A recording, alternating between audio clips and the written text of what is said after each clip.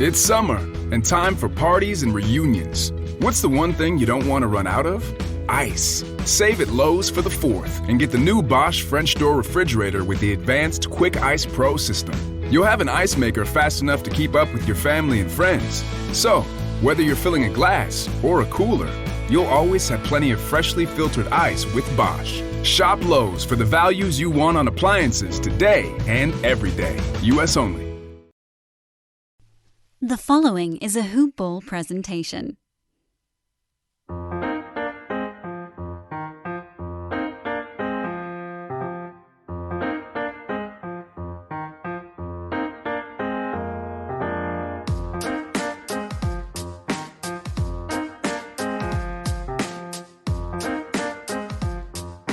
Giannis Antetokounmpo was upgraded from doubtful to questionable, and then from questionable to a game-time decision, which might be posturing.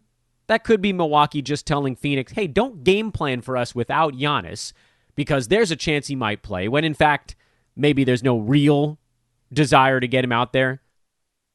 In fact, game one, I guess you could look at it from two different angles here.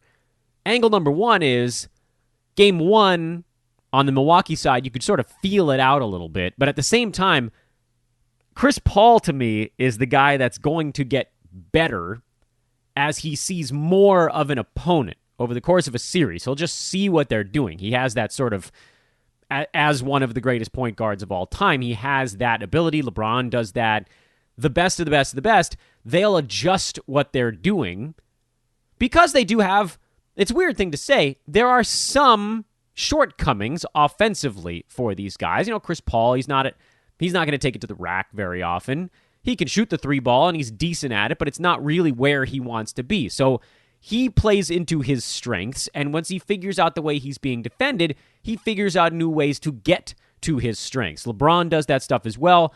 Kevin Durant, I think, is an interesting one because he basically can do the same thing no matter what you put on him. There's just sort of no guarding him. KD's probably the best offensive player in the NBA.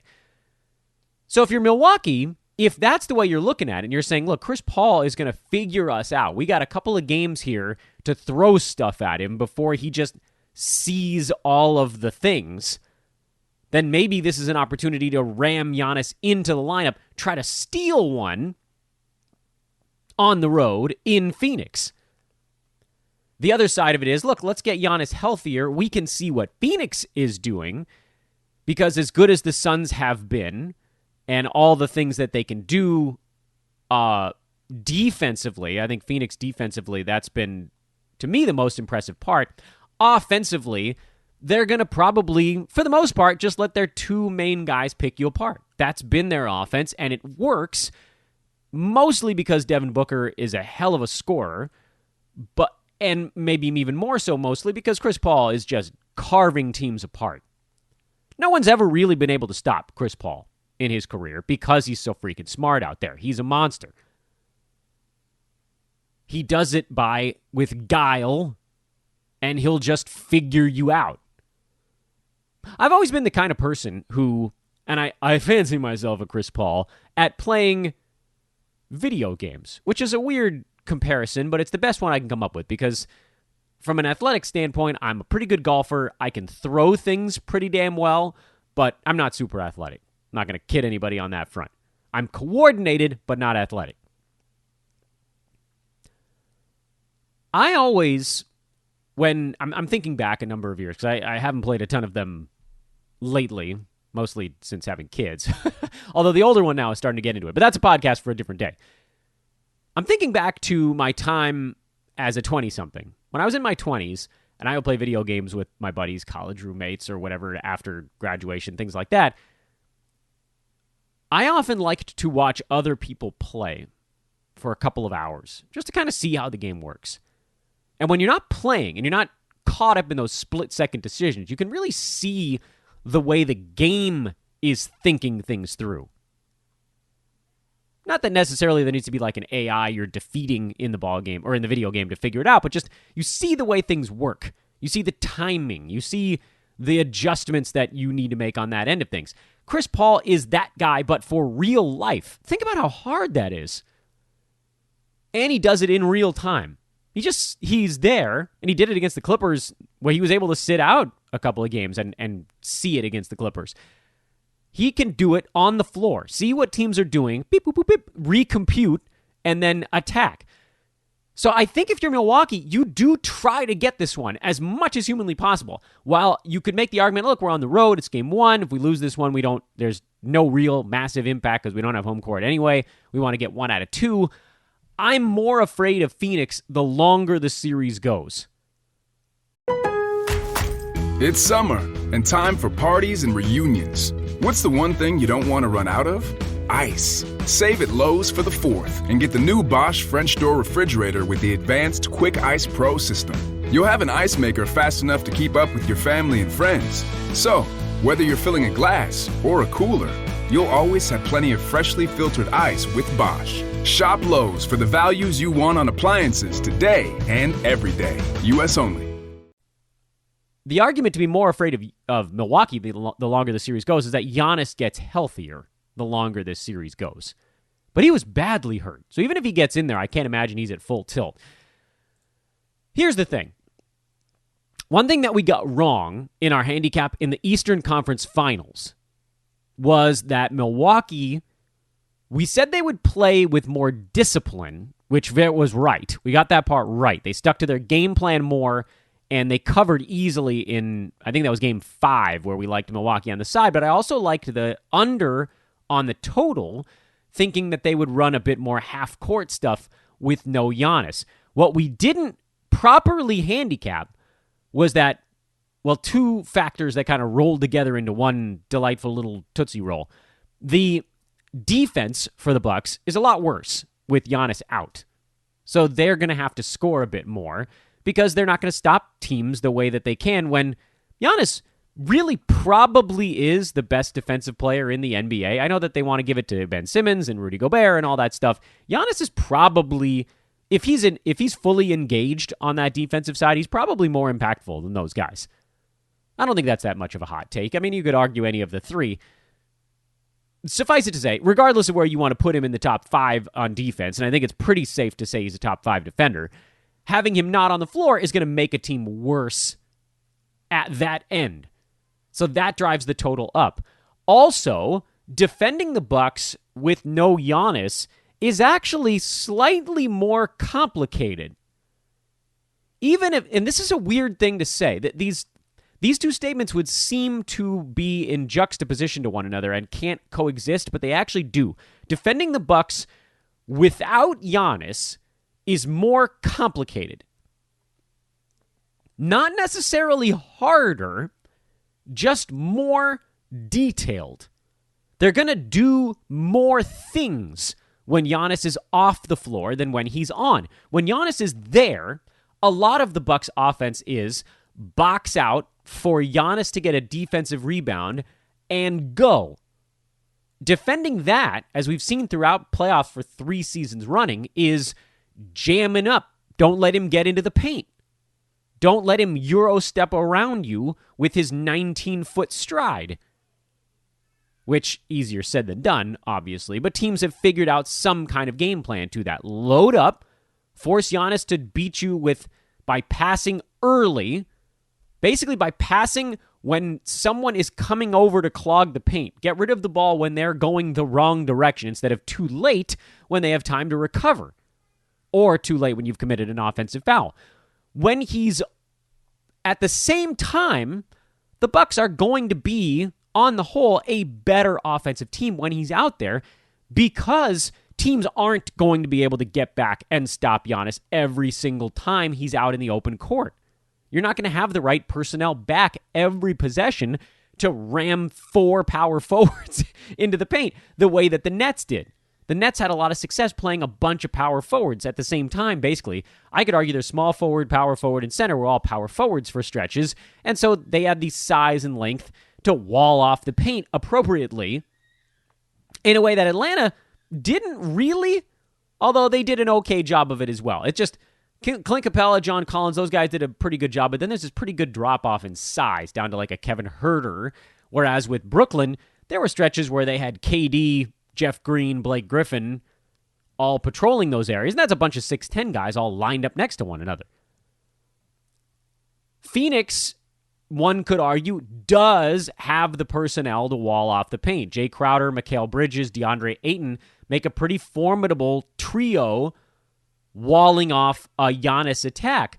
On the other end, Drew Holiday, Chris Middleton running off of gigantic Brook Lopez screens. They're huge. They're going to have room off of those, and it opens up different things for Milwaukee to do.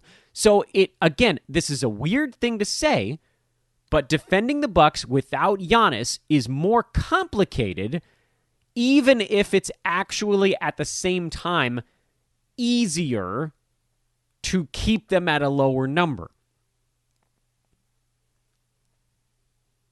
The issue is, if you mess it up at any point along the way, the Bucks still have the firepower to score on you. When the hell was that last game? Last week. Was it Saturday? Yeah, Milwaukee beat Atlanta 118-107 on Saturday to finish off that series. That one went under because, and make sure you see this through, not that the pace was necessarily too slow, just that the teams were defending one another well, and Trae Young wasn't healthy. If Trae was healthy, that game probably goes over. That was a good reason to take the under in that ball game. But it was moving at a pretty good clip because the Hawks were getting, both teams really. Both teams were getting into their offense pretty quickly. And yes, missed shots are going to inflate the number of possessions. That's just the way it works. The possessions should have pushed that game into the over. But again, it is at the same time more complex. Maybe that's a better word to describe it than complicated. Complicated would describe that it's harder. Complex doesn't necessarily mean harder. It just means more attention to detail.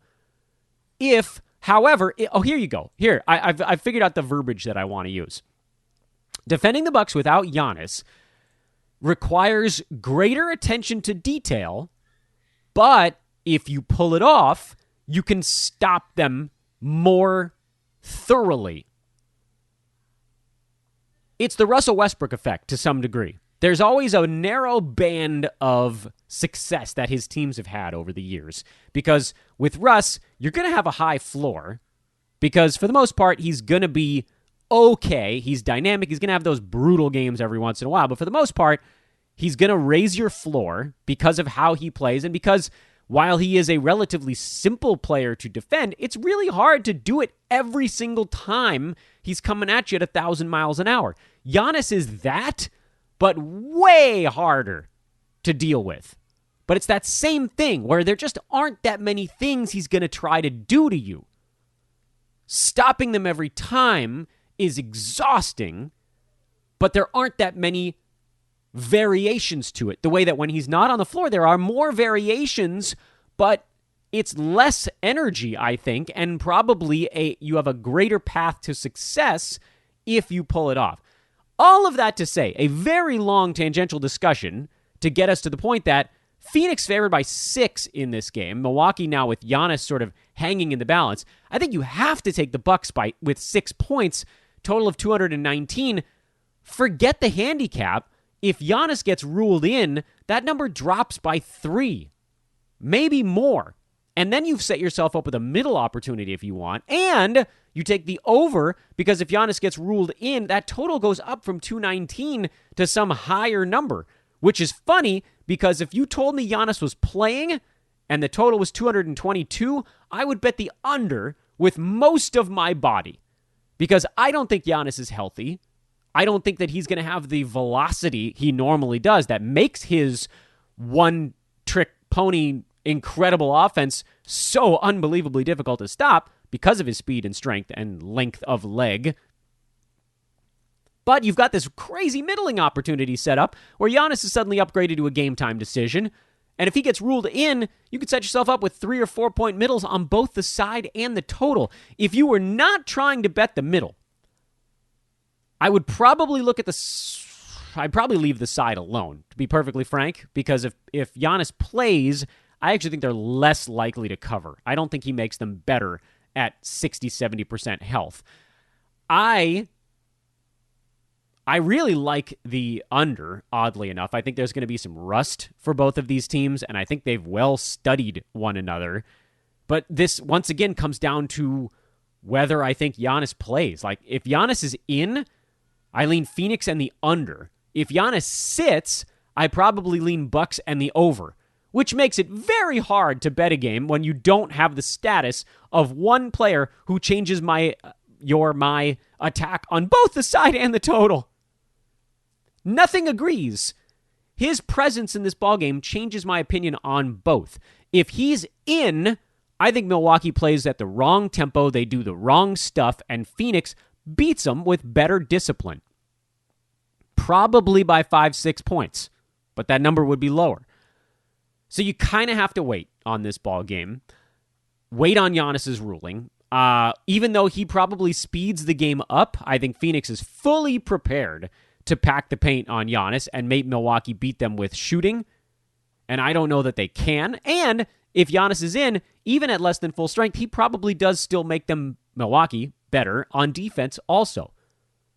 So this has that Joel Embiid effect, where one player being ruled in, I actually think the lines are going to go in the wrong direction on both things. So please, Giannis, try to play in this ball game, because I will fade the ever-loving smoke out of that news.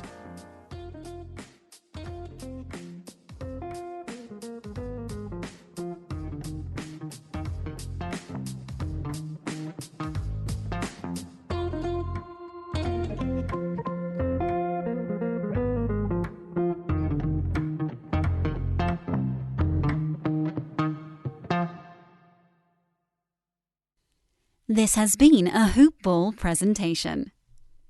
It's summer and time for parties and reunions. What's the one thing you don't want to run out of? Ice. Save at Lowe's for the 4th and get the new Bosch French door refrigerator with the advanced Quick Ice Pro system. You'll have an ice maker fast enough to keep up with your family and friends. So, whether you're filling a glass or a cooler, you'll always have plenty of freshly filtered ice with Bosch. Shop Lowe's for the values you want on appliances today and every day. U.S. only.